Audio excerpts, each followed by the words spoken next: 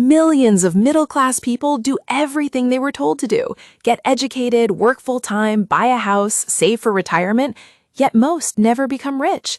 The reason is simple. Rich is usually about ownership, not income.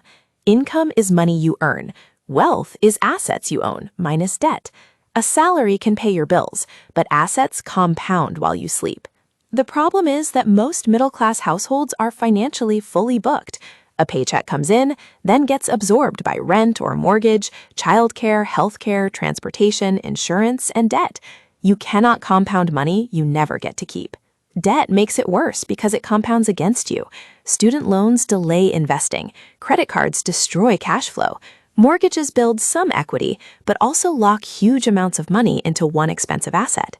Then life interrupts the timeline. Layoffs, medical bills, repairs. Meanwhile, people with family money start investing earlier and stay invested longer.